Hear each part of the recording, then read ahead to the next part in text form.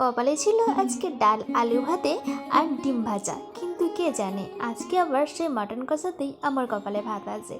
তো আজকে দুটো চাল ধুয়ে নিলাম শুধুমাত্র আমার জন্য, আর দুটো আলু ধুয়ে নিলাম আলু ভাতে দেবার জন্য। ওপরে একটা চাদর বিছিয়ে দিয়েছি, কারণ এখানে কালকে আলু চালের আটা ভাঙানো হয়েছে। তো সেই আটাটাকে ভালো করে রোদে না দিলে আটাগুলো পচে যেতে পারে।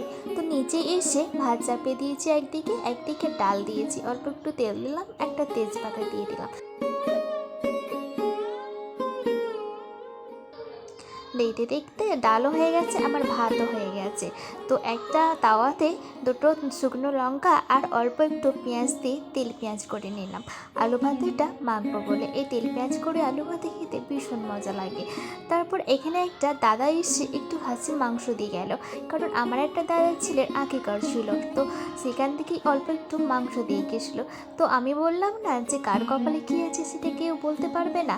আজকে আমার কপালে ছিল ডাল, আলু ভাতে আর ডিম ভাজা, কিন্তু রান্নার শেষেই দেখলাম যে দাদাটা মাংস দিয়ে গেল। তাই ভাবলাম যখন মাংসটা দিয়েই গেছে তো নিজে তো একাই আছি, তাহলে মাংসটা রান্নাই করে ফেলি। তাই জন্য নিজেই নিজের মনের মতো করে মাংসটাকে কষিয়ে নিলাম।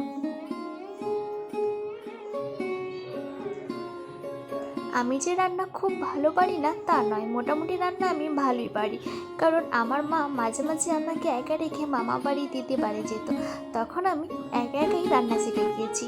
তো আমার রান্না কমপ্লিট। এখানে দুটো আলুগুলো বার করে নিয়ে আলুগুলো ম্যাশ করে নিয়েছি, এবং যে তেল পেঁয়াজটা করেছিলাম সেটা দিয়ে লবণ দিয়ে আর তেল দিয়ে ভালো করে রগড়ে মাখিয়ে নেব। দেখতে দেখতে আমার আলু ভাতেও মাখা হয়ে গেছে।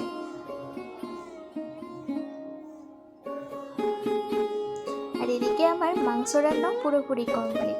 চলুন তাহলে আগে খাওয়া দাওয়া করে নিই, কারণ সকাল থেকে আমি আজকে কিছুই খাইনি। তো ভাত খেলাম, ভাত খেয়ে প্রচণ্ড ঠান্ডা লেগে গিয়েছিলো, তাই জন্য তাড়াতাড়ি করে ছাদে চলে এলাম। এবার একটুখানি ছাদেই বসে থাকবো। ভিডিওটা ভালো লাগলে একটা লাইক করে চ্যানেলটা সাবস্ক্রাইব করে দেবেন। ভালো থাকবেন, সুস্থ থাকবেন।